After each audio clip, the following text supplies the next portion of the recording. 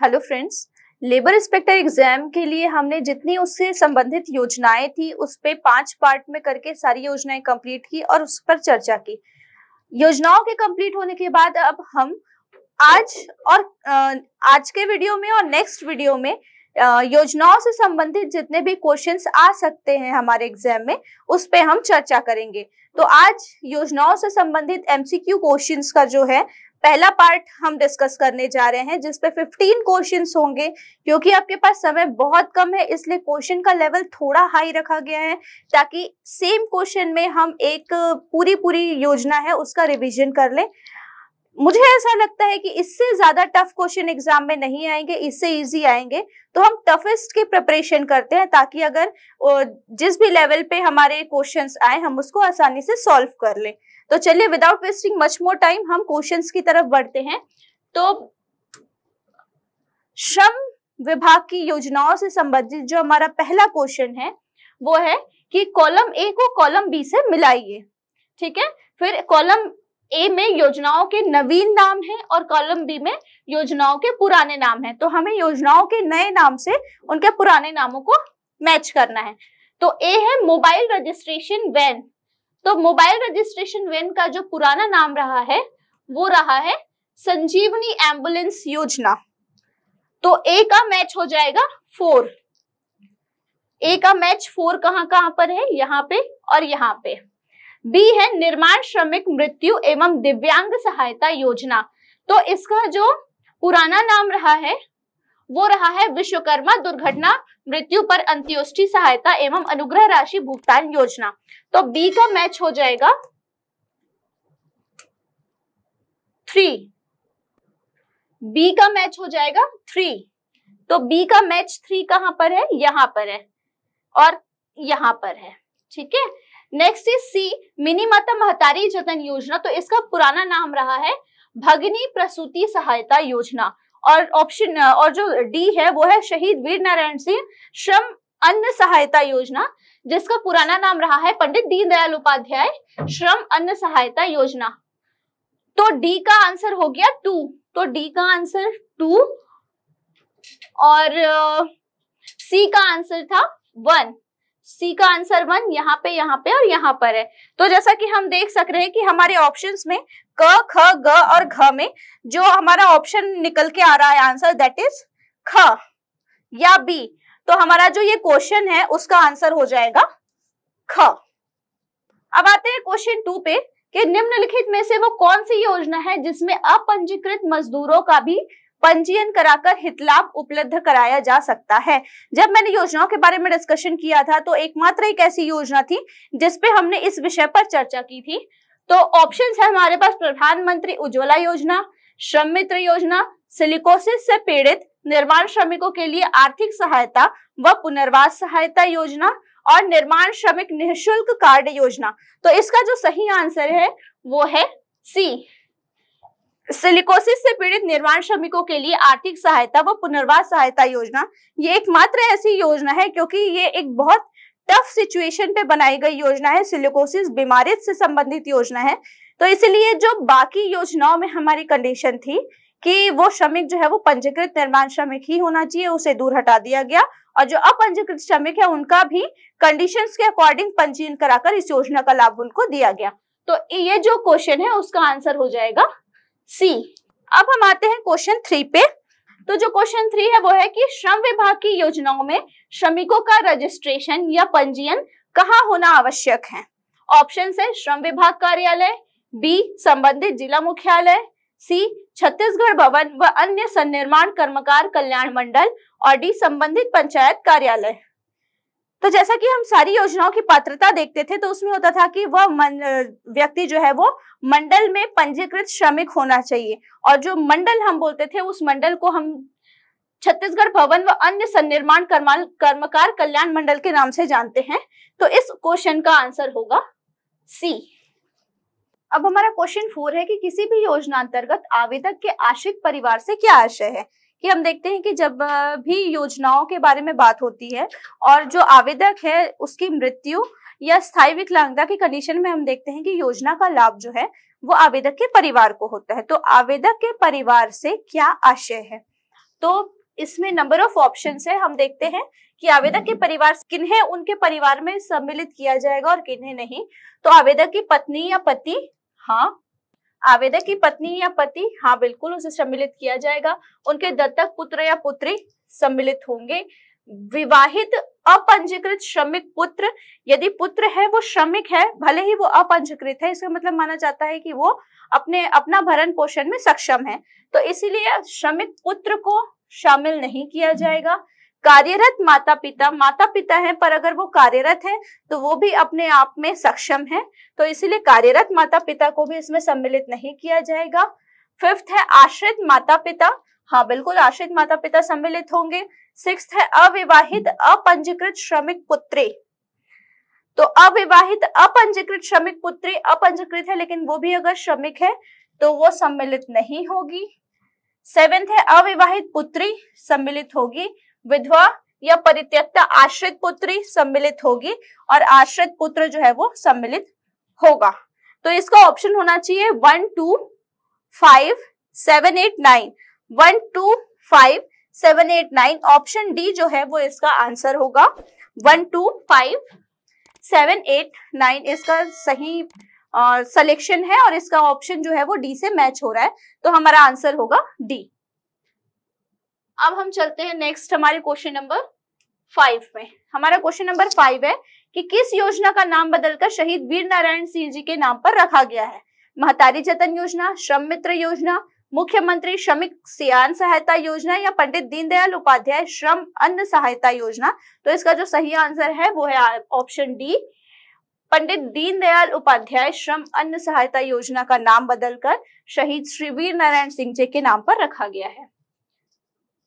अब हमारा next question number 6 कि निर्माण श्रमिक ई रिक्शा सहायता योजना के अंतर्गत आयु संबंधित पात्रता है। यहाँ पे ऑप्शंस दिए गए हैं, इनमें से हमें सही ऑप्शंस सेलेक्ट करने हैं और उसके अकॉर्डिंग हमें आंसर देना है। तो चलिए हम देखते हैं कि आवेदक की अधिकतम आयु सीमा जो है वो 60 वर्ष होनी चाहिए। नहीं, ये ऑप्शन गलत है। आवेदक की जो अधिकतम आयु सीमा है वो 60 वर्ष निर्धारित नहीं की गई है।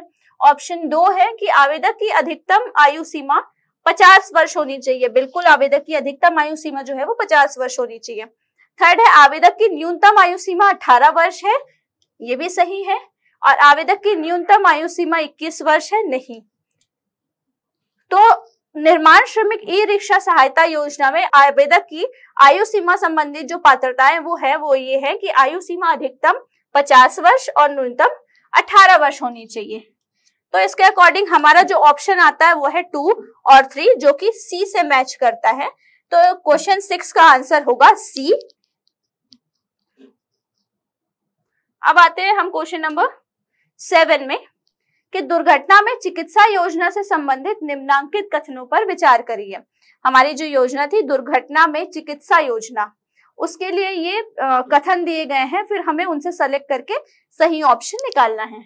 तो पहला कथन है कि व्यय की राशि सीधे मरीज को दी जाएगी। तो आपने देखा होगा वीडियो में भी, तो हमने देखा है कि व्यय की राशि सीधे मरीज को नहीं दी जाती है, तो ये ऑप्शन गलत है। सेकंड ऑप्शन है कि व्यय की राशि का भुगतान संबंधित अस्पताल में किया जाता है। हाँ बिल्कुल अस्पताल में किया जाता है। फिर सहायता राशि अधिकतम 20,000 रुपए है, सही है। इलाज का व्यय या 20,000 रुपए जो भी कम हो वो देय होगा, ये ऑप्शन भी सही है। और यह योजना पंजीकृत निर्माण श्रमिक के परिवार के सदस्यों के भर्ती होने की दशा पर भी लागू होगी, तो ये कंडीशंस गलत है। ये योजना जो है वो पंजीकृत निर्माण श्रमिक के लिए ही लागू होती है। तो इस प्रकार अगर हम देखें तो हमारे और सही ऑप्शंस आते हैं। तो हमारा जो सही ऑप्शन आता है वो है ऑप्शन सी, दैट इज 2, 3 और 4। ऑप्शन सी इसका सही आंसर होगा। अब आते हैं हम क्वेश्चन नंबर 8 में कि निर्माण मजदूर ज्योति बीमा योजना में पात्रता किसके तहत निर्धारित की जाती है। तो इस योजना की पात्रता किसके तहत निर्धारित की जाती है? सन्निर्माण कर्मकार अधिनियम 1996, मजदूरी संदाय अधिनियम 1936, मूल अधिकारों के तहत या फिर समान पारिश्रमिक अधिनियम 1976 के तहत। तो इसका जो सही आंसर है वो है आंसर ए। इसकी जो भी पात्रता है वो सन्निर्माण कर्मकार अधिनियम 96 के तहत डिसाइड की जाती है। अब इसके बाद हमारा जो नेक्स्ट क्वेश्चन है, क्वेश्चन नंबर 9, वो है कि उत्कृष्ट खेल प्रोत्साहन योजना अंतर्गत श्रमिक के बच्चों की उत्कृष्टता किनके द्वारा प्रमाणित की जाती है? ऑप्शंस है श्रम विभाग छत्तीसगढ़ के द्वारा, छत्तीसगढ़ भवन व अन्य सन्निर्माण कर्मकार मंडल द्वारा, खेल विभाग द्वारा या फिर पंचायत विभाग द्वारा। तो इसका सही आंसर है ऑप्शन सी। इनकी जो पात्रता है वो खेल विभाग के द्वारा प्रमाणित की जाती है, तभी उन्हें प्रोत्साहन राशि प्रदान की जाती है। अब हमारा क्वेश्चन नंबर 10 है कि मुख्यमंत्री नौनिहाल छात्रवृत्ति योजना से संबंधित निम्नांकित कथनों पर विचार करिए। ए, यह योजना कक्षा 1 से कक्षा 12 तक के बच्चों के लिए है। बी, यह योजना कक्षा 5 से कक्षा 12 तक के बच्चों के लिए है। सी, यह योजना कक्षा 6 से पीएचडी तक के अध्ययन के लिए है। डी, यह योजना कक्षा 1 से पीएचडी तक के अध्ययन के लिए है। और ई, यह योजना कक्षा 5 से पीएचडी तक के अध्ययन के लिए है। तो इसका ऑप्शन रहेगा कि जैसा हमने योजना में देखा था कि ये योजना जो है वो कक्षा 1 से लेकर पीएचडी तक के अध्ययन के लिए छात्रवृत्ति की व्यवस्था करती है। तो इसका जो सही आंसर होगा वो डी है। बाकी सारे ऑप्शंस यहाँ पे गलत है। तो अब अगर हम यहाँ पे मैच करें तो केवल ए, केवल बी, केवल डी या उपरोक्त में से कोई नहीं। तो इसका ऑप्शन जो आएगा वो होगा 3, केवल डी इसका ऑप्शन होगा। अब हमारा जो अगला क्वेश्चन है, क्वेश्चन नंबर 11, वो है कि प्रधानमंत्री उज्ज्वला योजना की शुरुआत कहां से हुई थी? तो जब हम योजना के बारे में डिस्कस कर रहे थे, उज्ज्वला योजना के बारे में, तब भी मैंने इस चीज को बहुत ज्यादा हाईलाइट करके बताया था कि ये क्वेश्चन हमारे एग्जाम में आ सकता है। हमारे पास ऑप्शन है बलिया यूपी, नासिक एमपी, गुड़गांव हरियाणा या दंतेवाड़ा छत्तीसगढ़ से। तो इसका सही आंसर है आंसर ए। प्रधानमंत्री उज्ज्वला योजना की शुरुआत जो है वो बलिया, उत्तर प्रदेश के जिला बलिया से शुरू हुआ था। नेक्स्ट इज क्वेश्चन 12, मिनी माता महतारी जतन योजना से संबंधित निम्नांकित कथनों में से कौन सा सही है? मिनी माता महतारी जतन योजना से संबंधित हमारे पास कुछ विचार दिए गए हैं। अब हम देखते हैं कि इनमें से कौन सा सही है और कौन सा नहीं। तो चलिए एक एक ऑप्शन पे हम डिस्कस करते हैं कि पहला, बच्चे के जन्म के 6 महीने पूर्व पंजीयन आवश्यक है। तो ये ऑप्शन गलत है। बच्चे के जन्म के 90 दिवस पूर्व मतलब 3 महीने पूर्व पंजीयन आवश्यक है। अब हम देखते हैं कि सार्वजनिक व शासकीय संस्थाओं में कार्य कर रहे निर्माण श्रमिकों की पत्नियों को भी योजना का लाभ मिलेगा?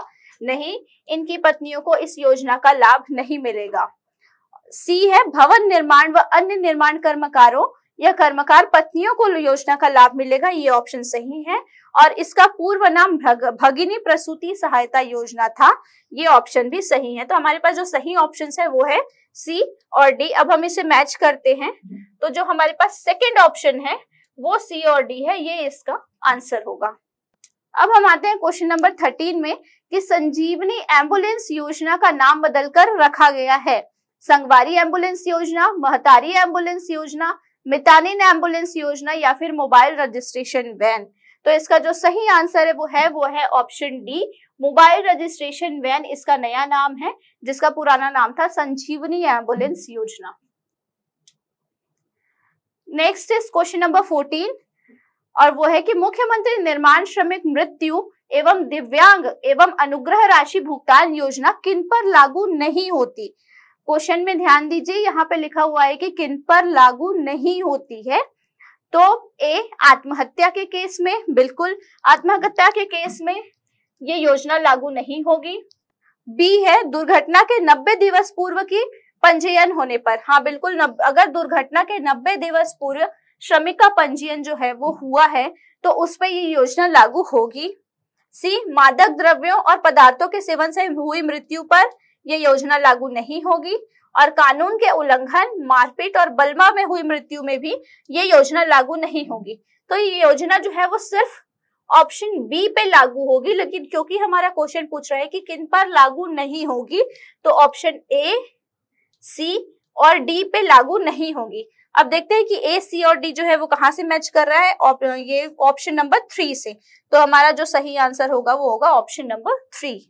अब हमारा इस पार्ट का जो लास्ट 15th क्वेश्चन है वो है दायित्व निर्वहन में लापरवाही की स्थिति में किसके अनुमोदन पर श्रम मित्रों को दायित्व मुक्त किया जा सकता है।